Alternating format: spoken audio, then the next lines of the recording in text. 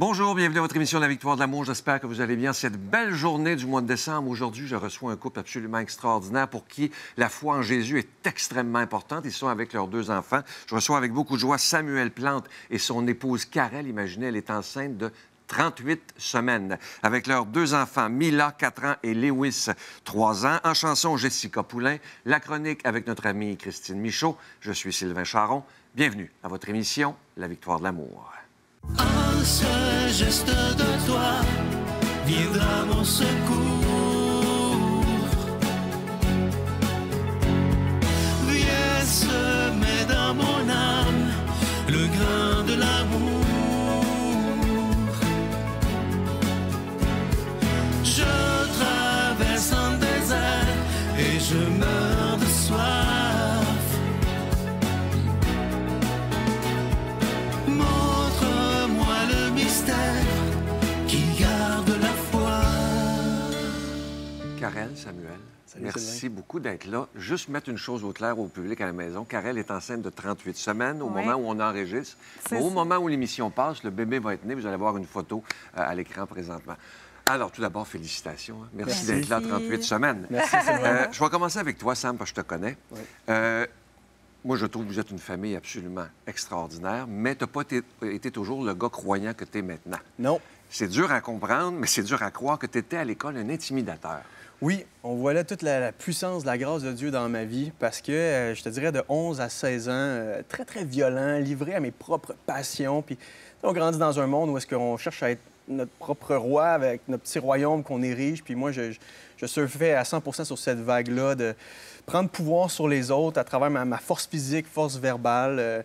Pendant plusieurs années, ça a été ma manière d'être à l'école, même à la famille, à la maison. Mouton aussi, noir avec de la famille, là.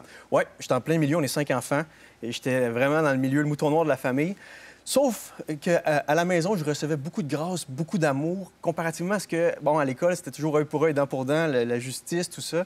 Mais à la maison, je voyais qu'il y avait vraiment un amour supérieur qui m'était communiqué. Et un jour, il y a un événement plate qui est arrivé, même très décevant. Ça t'a déçu toi-même, Oui. avec ta mère. J'aimerais que tu me racontes ça parce que ça a été un tournant Ouais. dans ta vie. Ah, Raconte-nous définitivement. ça. J'ai été piégé dans l'amour de Jésus à travers l'amour de mes parents. En fait, le summum de ma folie, livré à moi-même, j'ai 16 ans, et là, je veux un scooter, et ma mère dit non. Et là, je suis plus grand, je suis plus fort que ma mère. Et pris d'un élan de colère, un beau matin, alors que mon père était parti travailler, nous, on était en congé avec mon frère, je pousse ma mère sur le comptoir, très fort. Ma mère recule, revole dans le comptoir, elle se casse 2 côtes, part à l'hôpital. Et là, j'ai beau être dans ma folie d'homme livré à lui-même, un jeune homme qui pense qu'il est le roi du monde. Là, je me dis, wow, là, celle qui m'a donné la vie, je viens de la pousser, je sais pas qu'est-ce qui va se passer. Pendant ce temps-là, ma mère est dans l'ambulance, puis elle a pris une chose. Seigneur, permet que je ne meure pas, mon gars s'en remettra pas. L'amour d'une mère. Hein? Incroyable. Ma mère revient à la maison et je décide d'aller monter en haut pour aller m'excuser à ma mère. Et j'ai même pas le temps de parler, Sylvain, que ma mère me regarde puis me dit, de peine et de misère à essayer de respirer, « Sam, je t'aime, je te Et pardonne. là, j'en ai des frissons. » À ce moment-là, là... Et ta maman est là-bas. Ah ouais, ma maman... À ce moment-là, là, c'était comme si j'avais beau me foutre de Jésus, Marie-Joseph, là, j'avais le Christ devant moi, j'avais une représentation visible, il y a un amour supérieur à toute la haine déferlée dans mon cœur. Puis ça a été un tournant. À partir de ce moment-là, c'est là que, justement, il y avait une ouverture aux choses de Dieu. Je voyais qu'il y avait plus de réalité à être dans cette réalité-là de la croix de Jésus qui me pardonne que de faire ma propre petite vie livrée à moi-même. On va passer à toi, Karel. Oui. Comment était ta vie avant d'être croyante comme tu l'es maintenant? Oui, bien moi, je suis née dans une famille, je suis enfant unique. Dans le fond, j'ai reçu beaucoup d'amour, beaucoup de présence de mes parents. Je me souviens que jeune, mon père, il me parlait de Jésus. Mon film préféré, c'était Moïse. OK. J'ai regardé la vie de Jésus, fait que je connaissais l'histoire sans vraiment en comprendre le sens. Mais je croyais quand même en un Dieu créateur qui était là. Et assez jeune, mes parents m'ont inscrit dans le patinage artistique. Puis rapidement, les profs, les instructeurs, ils ont vu un potentiel en moi. Fait que c'est vraiment dans ça que j'ai grandi, le patinage artistique. Mes parents, ils ont investi beaucoup d'argent. C'était une passion pour moi aussi. Puis à l'âge de 12 ans, en fait, j'ai gagné mon premier championnat canadien en patinage artistique. J'en ai gagné 3 de suite comme ça à travers les années. Puis, c'est ça, vers la fin, là, mes parents, quand j'avais 14-15 ans, ils investissaient des montants jusqu'à 25 000 par année dans le sport. Puis c'était vraiment, tu sais, notre famille était vraiment centrée sur ça. j'y trouvais beaucoup mon identité, c'est sûr. Tu sais, j'étais reconnue comme la patinneuse artistique. Jusqu'à temps, à l'âge de 15 ans, où est-ce que j'ai eu une grosse blessure au dos qui a remis tout en question, là, le sport, parce qu'il y avait des... Dans le fond, j'ai eu une fracture de stress à la colonne vertébrale qui a fait en sorte qu'on s'est questionné à savoir est-ce qu'on continue le sport avec des risques de répercussions de séquelles à long terme ou est-ce qu'on arrête. Puis en famille, à contre-cœur, on a décidé de cesser le sport. Mais ça a été vraiment une épreuve difficile, une remise en question sur ton identité. Tu sais, toute ma vie, on a mis de l'argent, on a mis du temps, tu sais, beaucoup de temps d'investissement dans ce sport-là. Fait que ça a été vraiment une période de remise en question pour moi. Et à ce moment-là, suite à ma blessure, dans le fond, j'ai dit à mes parents, ça me ferait du bien peut-être d'aller voir mes grands-parents qui sont en Floride pendant le camp d'entraînement. D'habitude, c'est le camp d'entraînement l'été. Ça me ferait du bien peut-être d'aller les voir. Puis mon grand-père, qui était pasteur à ce moment-là, en Floride, il me parlait du Seigneur. Puis c'est comme si pour la première fois, ça faisait écho, ça faisait du sens dans mon cœur. J'ai été touchée premièrement par l'amour de Dieu, qui est inconditionnel à ce qu'on fait, à ce qu'on est, à ce qu'on réalise. Puis deuxièmement, mais je me suis dit, si un si grand Dieu a pensé à moi avant même la fondation du monde et qu'il a livré son Fils pour moi, ça vaut la peine que je lui donne ma vie puis que je le glorifie dans ce que je fais puis que je trouve un sens aussi dans ce qu'il lui dit qui est bon pour moi. Puis je pense qu'il a mis ce désir-là à travers les années de faire sa volonté puis de marcher dans ses voies. La dernière fois qu'on s'est vu, merci, c'est très beau. La dernière fois qu'on s'est vu, Sam, tu m'as raconté quelque chose que je ne savais pas. Oui. Votre couple était très improbable. Raconte-moi le début de ça, parce que c'est rock'n'roll, mettons. Hein? C'est Les données rock'n'roll. croustillantes. Oui, c'est ça qui est impressionnant, c'est que non seulement individuellement, Dieu s'est révélé à nous de façon bouleversante, mais notre histoire de couple est très improbable. En fait, si on recule un peu en secondaire 3, moi, je veux rien savoir de Dieu. T'es populaire. Je suis populaire. Je cours après toutes les filles, les plus belles filles de l'école, du collège. Puis je fais un cours d'art dramatique et Karel m'est un petit peu tombé dans l'œil à ce moment-là. Puis je l'invite à ma pièce de théâtre de fin d'année. Puis j'ai dit, hey, je vais te présenter toute ma famille. Viens, Karel, tu sais. Et là, arrive la semaine de cette présentation-là. Et durant la semaine, il y a une autre fille de ma classe qui me tombe dans l'œil. Et finalement, après la pièce de théâtre, je ne présente pas ma famille à Karel, mais à l'autre fille. Et Karel voit ça. Et moi, tellement inconscient, insouciant, manquant d'amour, de vérité dans mon cœur, je vois même pas que Karel est là avec sa mère et son ami. Je la vois s'en aller comme ça. Puis je suis comme, hey, merci Karel d'être venu. Puis là, C'est épouvantable. Ouais, pour vrai, moi, ça a été ma première comme petite peine d'amour. Je n'étais pas en amour, mais tu sais, ma première comme peine relationnelle, là, vraiment, ça a été comme un petit choc. Puis dans ma tête, j'étais comme, C'est fini, là, lui, Plante, là. oublie ça, là, c'est fini, on n'en parlera plus. Puis si on fait un saut à moi quand je suis allée en Floride, puis que j'ai été touchée par Dieu, j'ai appelé ma mère de la Floride, puis je lui ai dit, j'aimerais ça qu'on aille à une église pas loin de chez nous, j'aimerais ça qu'on y aille. Quand je reviens samedi soir, dimanche matin. Puis il y avait comme une conviction dans mon cœur, comme je pense que mon mari, je vais le rencontrer à l'église, puis ça va être, tu sais, j'ai envie de marier quelqu'un qui aime Dieu comme moi, puis tout ça. Et finalement, ce dimanche-là, je suis allée à l'église et la première personne que je rencontre... une église de 2500 personnes, là. Une église de 2500 personnes, c'est Sam dans le hall d'entrée. Comment Puis tu là, as réagi? ben, sur le coup, lui, il me dit, ah, tu viens à l'église? Je dis, non, toi, tu viens à l'église? Je ne connais pas. Moi, j'étais pas tout à fait chrétien encore. J'étais, oh, c'est qui ça, une fille du collège qui vient à l'église, tu sais? Fait que ça a été comme vraiment surprenant pour moi. Puis finalement, les jours qui ont suivi, il m'a rappelé, il m'a invité à aller au groupe jeunesse, tout ça. Puis là, j'ai vu aussi à travers ce temps-là qu'il a changé, mais sur le coup, ma mère, elle me dit, ah, tu me dis que tu rencontrerais ton mari à l'église. Là, on voit ça. J'étais comme, jamais de la vie, Samuel Plante, c'est rayé de ma liste. C'était la même amie qui était là à la pièce de théâtre, qui était venue à l'église avec toi 2 ans plus tard, puis ta Ouais. mère, qui avait tout vu le scénario, puis là, tu tombes sur moi. C'était écrit dans le ciel, là, tu sais. C'est l'humour de Dieu, en fait. Ouais. Puis, tu sais, le Seigneur, il m'a montré qu'il est capable de changer les cœurs complètement aussi à travers ça. Puis on a appris à se connaître, à se fréquenter. Ouais, Puis, à partir de Dans là. votre histoire, ce qui est assez spécial, parce qu'on n'entend plus ça de nos jours, mais pas du tout, c'est à contre-courant. Vous avez décidé de vivre la chasteté avant de vous marier. Oui. C'est impressionnant, ça, là. Oui. Mais écoute, si Jésus est mort ressuscité pour nous, pourquoi je ne ferais pas confiance à Jésus sur tous les domaines de ma vie, incluant l'aspect sexuel? On s'est dit, hey, on veut le mieux pour nos vies. on croit que c'est ça le mieux, de s'attendre l'un l'autre, de bénéficier, de consommer le mariage une fois marié. Puis on regrette pas ce choix-là. On regrette pas. On est là presque 10 ans plus tard, mariés, puis ça a donné des beaux flots, ça a donné la vie. Ça nous a appris la maîtrise de nous, là, ce qui était quand même une bonne affaire, parce que dans le mariage, tu as besoin de te maîtriser encore, puis avec les enfants encore plus. Et qu'est-ce que je voulais dire? Ah oui, si un jour, parce que là, vous êtes très croyants, si ta mère était très croyante, tes parents, si un jour un des bébés qui est là, ou celui qui s'en vient, devenait comme Sam, oui. Vous réagissez comment? Bien, j'aurais le manuel d'instruction parce que j'ai reçu cette même grâce-là de ma mère. Mais je mettrais en pratique l'amour, le pardon, le sacrifice de Jésus envers mes propres enfants. C'est ce qu'on essaie de leur transmettre, pas juste une Bible avec des beaux versets. Non, c'est une réalité concrète, pratique. Donc, je mettrais en pratique la même foi que ma mère a eue envers moi. Si Jésus a été ressuscité des morts par la puissance du Saint-Esprit, mes enfants peuvent passer de la mort à la vie.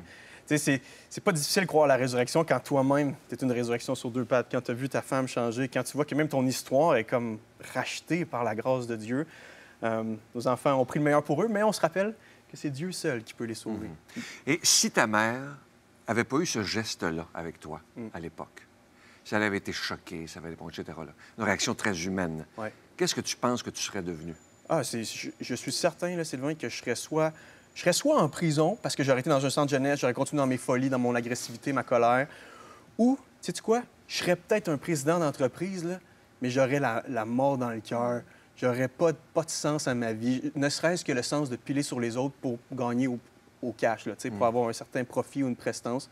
Mais clairement, si j'avais pas suivi Jésus à partir de 16 ans, je serais pas ici avec ma femme puis mes enfants. Ça nous prouve que les miracles existent, hein? Ça, c'est sûr. Ouais. Avant d'aller plus loin, on va t'entendre tantôt. Parle-moi de Sam Parle. Oui. C'est très beau ce que tu fais. Alors, parle-moi un peu. On va le mettre à l'écran, d'ailleurs, si les gens veulent te suivre. Merci, Sylvain. Écoute, mon but est simple. J'ai été transformé par la grâce de Dieu, puis je peux juste pas me taire. Donc, ça fait 8 ans qu'on fait des vidéos sur YouTube. Là, on est rendu sur TikTok, Instagram, plus d'une centaine. Je te suis, d'ailleurs. Hein? C'est magnifique. Merci, Sylvain. Toujours un message intelligent et facile à comprendre. Ouais. C'est le but, que les Québécois puissent trouver ça digestible, puis réalisent que la foi en Jésus, là, c'est pas quelque chose d'extraterrestre, c'est quelque chose de magnifique, c'est plein de sens, c'est les plus belles valeurs du monde qui sont incarnées, matérialisées dans la vie de Jésus, mais aussi dans nos vies postmodernes. Fait qu'il y a une centaine de vidéos, si ça vous tente d'aller vous gâter, là, puis d'aller voir tout ça à l'écran.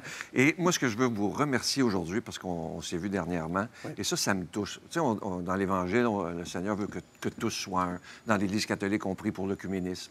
Je sais que vous êtes d'une Église protestante, je suis catholique, vous êtes fiers d'être protestant, je suis fier d'être catholique, mais ce qui est beau, c'est qu'on est capable, au lieu de regarder ce qui nous sépare, de regarder celui qui nous unit, et c'est le Christ Jésus. Et ça, pour moi, ça me touche énormément, et je pense que dans l'avenir, si on veut être des croyants croyables, il faudra essayer de se respecter. Et ça, pour moi, c'est bien important, et je te remercie. Merci, Sylvain. Infiniment. Déjà, quand tu regardes tout ce qu'on croit en commun, les premiers credos, Dieu le Père, Dieu le Fils, le Saint-Esprit, le salut par la grâce, c'est des choses qui sont vraiment grandes puis qui méritent d'être mis en phasé dans notre unité. Ouais. Alors, je sais que vous aimez beaucoup Jésus. Je vais vous offrir cette belle carte, je te l'avais montrée. Ne crains rien, car je suis avec toi. Amen. Je vous la donne. Amen. Et je sais que vous allez beaucoup aimer cette chanson-là parce que vous connaissez Jessica, Jessica Poulain. Elle nous est, tout d'abord, merci de tout cœur. On t'écoute tantôt pour le moment à l'homélie. On écoute une très, très belle chanson interprétée d'une façon extraordinaire par Jessica Poulain, Sainte Nuit.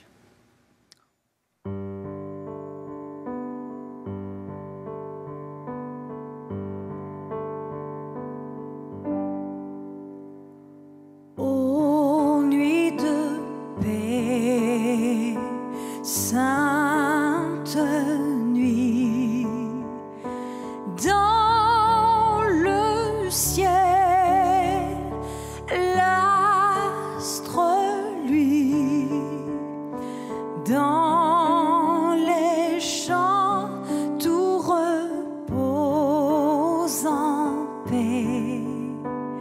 Mais soudain, dans l'air pur et frais, le brillant cœur des anges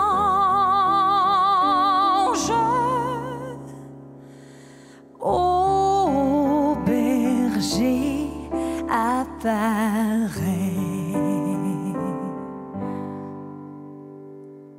Aux nuits de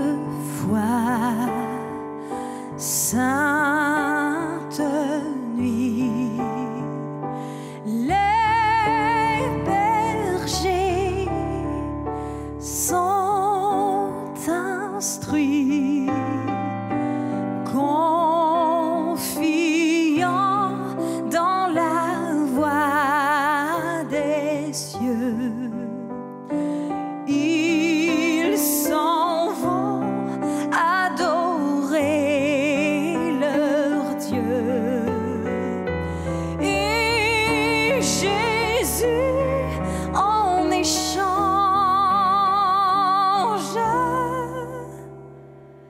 leur sourit radieux.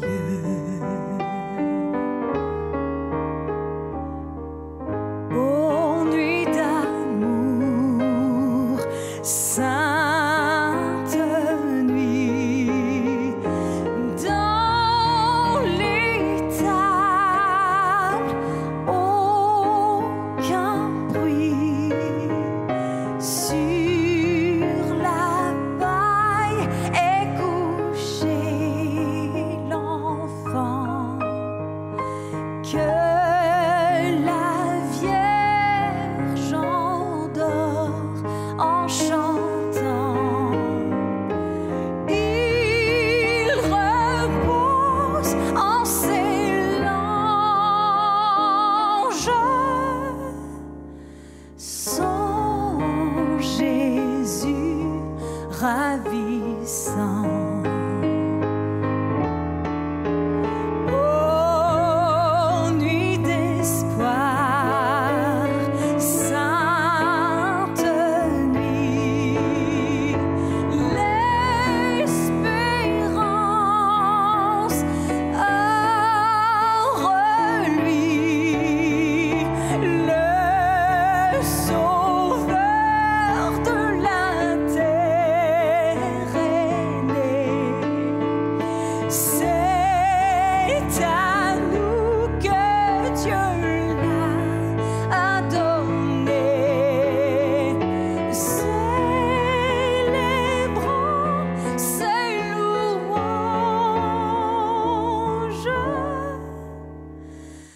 Gloire au Verbe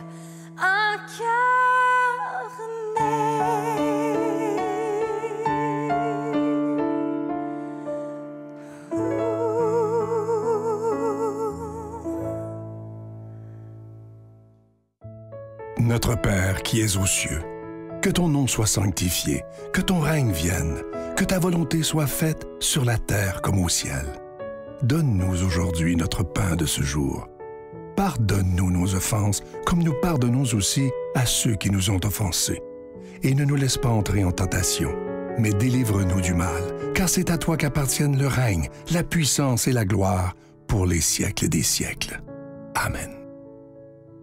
La Victoire de l'amour vous invite à célébrer 30 ans d'amour au Centre Vidéotron de Québec le 24 mai 2025 de 13h à 17h.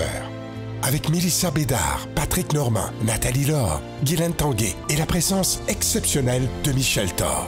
Témoignages et conférences avec Sœur Angèle, Dominique Bertrand, David Bernard, Christine Michaud, Martin Larocque, Claire Jacques, Victor et l'équipe de la Victoire de l'amour. Billets en vente maintenant sur lavictoiredelamour.org. Je vous rappelle ces magnifiques cadeaux pour toute la période des fêtes. C'est le temps, je sais que vous voulez faire beaucoup de beaux cadeaux. Et pourquoi pas des cadeaux qui ont un beau sens, qui aident les gens et qui, en même temps, aident la Victoire de l'amour. Je commence avec cette belle carte de Marie qui est en acier inoxydable. Regardez la qualité et la beauté de cette carte. C'est la même chose que la carte de Jésus, mais c'est avec le beau visage de Marie. Il y a évidemment qui est toujours disponible cette belle carte de Jésus que vous avez tellement, mais tellement aimé. Il y a le cadeau que je vous ai présenté au Téléthon, qui était le cadeau de novembre, il est toujours disponible. Ce beau bracelet qui est en pierre volcanique. Vous aviez eu le noir l'année dernière que vous avez tellement aimé. Cette année, on a le blanc qui est en pierre volcanique blanche, orné d'une petite croix en acier inoxydable. Et le pendentif du mois de décembre, le pendentif de la croix de l'Espérance, et c'est en acier inoxydable, orné de petits zircons. Et tous ces bijoux sont déjà, toutes ces cartes sont déjà bénies. Merci de tout cœur de ce que vous faites pour la Victoire de l'amour. Et voici comment vous procurer ces cadeaux. Comme vous le savez, nous vivons depuis des semaines une situation financière très difficile compte tenu de l'arrêt complet du service postal de Poste Canada. Vos dons par carte de crédit demeurent la façon la plus sécuritaire et rapide d'aider l'œuvre de la Victoire de l'amour. Nous vous garantissons que vous recevrez vos cadeaux du mois dès que le service postal sera rétabli. Évidemment, aidez-nous en nous appelant à nos bureaux du lundi au jeudi de 8h à 17h pour faire vos dons. Rappelez-vous, vos dons sont la seule et unique façon de poursuivre l'œuvre que vous aimez tant, la Victoire de l'amour. Investissez dans votre foi, la paix et l'amour autour de vous. Le monde en a grandement besoin. Et merci de votre générosité. Mon Dieu, donnez-moi la sérénité d'accepter les choses que je ne peux changer, le courage de changer les choses que je peux et la sagesse d'en connaître la différence. Amen. Nous remercions Signé Guillet, Atelier Floral, pour la conception et l'aménagement festif de notre décor. Signé Guillet vous souhaite de joyeuses fêtes. La saison de Noël est bien entamée. Ça fait longtemps qu'on attend les chansons de Noël dans les centres d'achat. Et il y a une petite effervescence qui est en train d'être construite à Noël. On voit les lumières dans notre quartier. On met nous-mêmes nos décorations de Noël. Et je ne sais pas pour vous, mais il me semble qu'on a cette attente à chaque Noël d'un Noël presque parfait. On met la table pour que tout soit idéal. On se book des soupers avec des gens qu'on aime, on anticipe avoir de belles rencontres, de beaux soupers festifs. On fait même des petites décorations spéciales dans notre maison. On va se chercher un nouveau kit d'ustensiles, une petite tenue, pourquoi pas, une petite coupe de cheveux. Pour vous, là, pas pour moi. Puis, il me semble qu'à Noël, on aimerait ça, là, que tout soit parfait. Mais vous savez qu'est-ce qui est ironique là-dedans? C'est que si on retourne au premier des Noëls, voilà 2 millénaires de tout ça, le Noël qui a donné naissance à toutes les autres Noëls, eh bien, ce Noël-là était loin d'être parfait. En fait, il était plutôt chaotique. Imaginez ça, déjà notre beau Joseph reçoit l'annonce que Marie est enceinte, mais que c'est pas un autre gars puis que c'est un miracle de Dieu. Hey, les gars, je suis en train de me faire passer un sapin, là, c'est sûr que c'est pas arrivé pour de vrai. Disons qu'il y avait de légers doutes par rapport à la parole de Marie, mais un ange lui apparaît puis lui dit « Hey, n'aie pas peur, Joseph, c'est vrai, elle mettra au monde un fils, tu vas lui donner le nom de Jésus parce que c'est lui qui va sauver son peuple de ses péchés. » Mais allons à Marie, qui, elle, apprend qu'elle va porter le Fils de Dieu, mais qu'elle va devoir être dans la honte et cacher ça parce qu'elle va avoir tout le jugement de son village, le jugement de sa famille, parce qu'elle ne peut pas avoir un bébé avant d'être mariée à Joseph. Et elle est remplie d'espoir, mais en même temps remplie de crainte, et on peut le lire dans les Évangiles. Et là, non seulement ça, Marie arrive au 3e trimestre, 30-35 semaines de grossesse avec Joseph, et elle apprend qu'il y a un recensement. Elle doit faire 150 km à dos d'âne, 4 jours de voyagement de Galilée en Judée pour aller se faire recenser à Bethléem. Et ça, là, elle doit faire ça enceinte au dernier trimestre. Je ne sais pas pour vous, là, mais vous avez vu ma femme qui est à 38 semaines passer du salon à la cuisine, c'est quelque chose d'assez intense. Donc, elle doit faire beaucoup de voyagements, c'est pénible. Et à la fin du périple, il reste quelques kilomètres, les contractions commencent. Joseph essaie de trouver une petite maison, tout est booké, plus de place sur booking.com. Il débarque chez des amis, ils n'ont pas de place dans la chambre d'amis, mais ils les mettent dans le coin où il y a les animaux, on ne sait pas trop, une genre de mangeoire. Et Marie accouche là. Et là, je ne vous ai pas tout dit. Pendant ce temps-là, on a un mégalomane du nom de Hérode qui lui apprend qu'il y a peut-être un futur roi qui est sur le bord de naître à Bethléem. Et il n'est pas content d'entendre l'histoire. Et lui-même aurait le goût d'aller voir Jésus pour l'éliminer en partant. Ça, c'est le premier des Noëls. Et ça l'oblige, Joseph et Marie, à voyager de Bethléem jusqu'en Égypte. On parle de 65-70 km de voyagement, encore une fois, avec un jeune bébé naissant. Mais ce premier des Noëls-là était quand même le seul et unique Noël parfait. Et pourquoi il était parfait? Pas à cause de tous ces éléments-là superficiels, mais parce que le Fils du Très-Haut est descendu très bas. Dieu était lui-même en Jésus en train d'opérer une solution miraculeuse de sauvetage pour venir racheter une humanité perdue. Le Dieu en dehors de son temps rentre dans le temps. Le Dieu immatériel devient chair. C'est la plus belle nouvelle de toute l'humanité. C'était le vrai Noël parfait. Dieu qui vient parmi les hommes. C'était tellement beau là, que les anges chantaient gloire à Dieu dans les cieux et paix sur la terre aux hommes qui l'aiment. Ça, c'était le sens originel de Noël. Et vous savez comment c'est une belle nouvelle pour nous encore aujourd'hui? Parce qu'en réalité, si on est honnête, nos Noëls à nous sont loin d'être parfaits. Hein? Des fois, il manque une place assis à la... Il manque une personne assise à la table. Il y a une chaise de vide cette année qui va arriver parce que mon oncle, ma tante ou grand-papa, grand-maman, il est arrivé quelque chose. Et nos soupers ne sont pas parfaits non plus. Chicanes de famille peuvent éclater. Il peut y avoir du stress financier, surconsommation, cadeaux, épuisement qui débarque à Noël. Et même si on regarde nos propres vies et nos propres cœurs, c'est loin d'être rose. On n'a pas toujours le goût de chanter à Noël. Il se passe toutes sortes de choses. Et les péchés de nos propres cœurs qui ont besoin d'être pardonnés. Mais ça, c'est la bonne nouvelle. Dans le chaos de nos vies tourmentées, de nos vies parfois ténébreuses, une lumière vient jaillir et son nom, c'est Jésus. Emmanuel, Dieu avec nous, le Fils de Dieu venu en chair et en os pour nous libérer de nos péchés et de nous reconnecter avec le Dieu éternel qui est notre Créateur. Ça, c'est une bonne nouvelle. La plus belle histoire du monde, Dieu qui débarque sur terre pour déclarer son amour aux hommes, n'est pas juste une histoire fictive, n'est pas juste un mythe, c'est le mythe devenu vrai. Le Fils de Dieu, Jésus, qui vient comme un petit bébé naissant pour témoigner de la gloire de Dieu au monde entier. Ça, c'est un Noël parfait.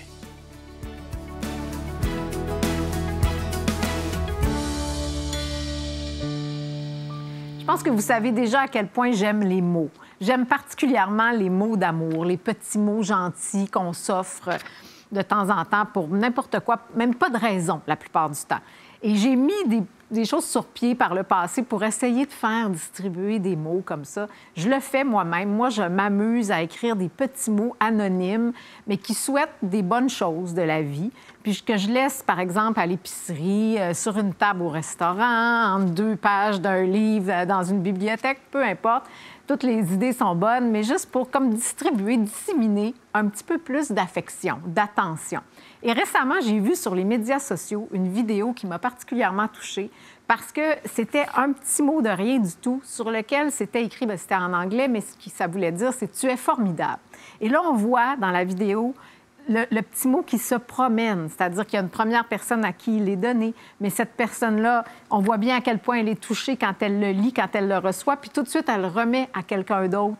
Et comme ça, bien, de fil en aiguille, on voit que ça touche des gens de différents âges, de différents milieux, pour différentes raisons. Quelqu'un qui est triste parce qu'il a vécu quelque chose de difficile, quelqu'un peut-être qui est déçu, peu importe, ou qui passe une mauvaise journée, ou qui a juste besoin d'un petit oomph de plus de positif dans sa vie.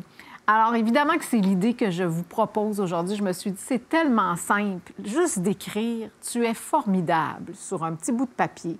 Vous savez ce qu'on dit? Il y a des recherches qui nous prouvent aujourd'hui à quel point la reconnaissance, c'est ce qui manque le plus dans notre société. Trop de gens ont l'impression qu'ils ne sont pas vus, qu'ils ne comptent pas, qu'ils ne seraient pas là, que ça ne changerait rien dans la vie. Alors que c'est souvent tout le contraire.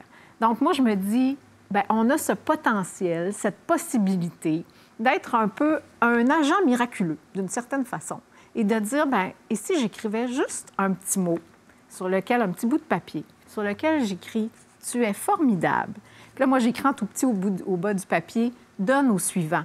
Parce que c'est une amie qui est ici, qui travaille avec moi à la Victoire de l'amour, qui est devant moi, alors vous ne la voyez pas, qui m'a dit qu'elle faisait ça, la belle Nathalie, qu'elle fait ça aussi de temps à autre, de distribuer ce genre de petits mots et de dire aux gens, mais une fois que tu l'as reçu, tu as fait du bien, à qui tu peux le laisser? Donc, évidemment, qu'en cette fin de chronique, bien, c'est à vous que je l'offre par la magie de la télé et à toi, Nathalie. Bonne semaine, tout le monde. Je vous salue, Marie, pleine de grâce. Le Seigneur est avec vous. Vous êtes bénie entre toutes les femmes, et Jésus, le fruit de vos entrailles, est béni. Sainte Marie, Mère de Dieu, priez pour nous pécheurs, maintenant et à l'heure de notre mort. Amen.